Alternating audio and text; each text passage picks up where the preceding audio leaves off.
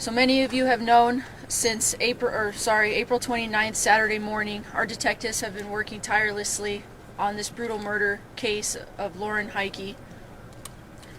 We know that not only this tragedy has affected the family, but it's affected this neighborhood and the entire community. With the family courageously speaking yesterday during our press conference, we received an outpour of support and tips called in. So I want to say thank you to the community for calling those in and being extra vigilant out there and aware of what's going on.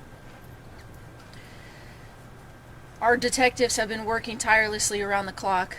Since this happened, they've been getting little to no sleep. They've been processing evidence, following up on leads, tips that are being called in, and that has ultimately led us here to where we're at today. Behind us, our detectives are serving a search warrant at the man's apartment, and he was taken into custody this evening around 6:30 p.m. This is going to take a while for our detectives to still sift through all this evidence, process it, collect it, and hope to have some more answers later. Currently, this man is at our police headquarters where he is being interviewed by our homicide detectives. Again, this is still very early on in the night in this investigation. We are not finished. Our detectives are going to ensure that every piece of evidence is looked at carefully, every angle, and continue to give their full effort on this case. We are hopeful that by tomorrow we should have more information as far as what led us here to the arrest and possibly further details about what we can say about this homicide investigation.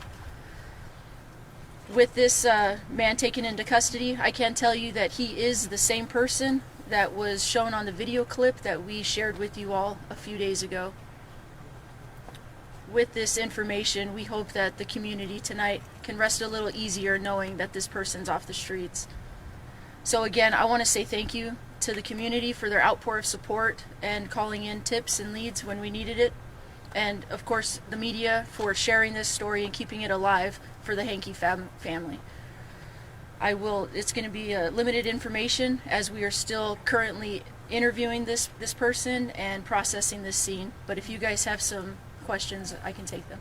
Do you believe he had any connection to the victim at this point, or does it appear that this was totally random? It's a great question. Our detectives are still in the middle of their interview with him as we speak. I'm hopeful that by tomorrow we'll be able to release some type of information and be able to explain that. It sounds like you're saying that a tip led you here. Is that accurate? It's through many forms of investigation and investigative techniques, evidence. The exact details on what led us here, I'm hopeful that tomorrow we'll be able to have some more answers for you. This way, including a tip. Again, tomorrow I'm hopeful that we'll be able to have some more answers, but I can tell you that the evidence that we've been collecting, processing, and going through has led us here today. Are you able Did you to have tell a us the name age? before you got here tonight? I'm sorry. Age? Sorry, are you able to tell us the age of the suspect? Yes, I can tell you that this man is in his early 20s. His name?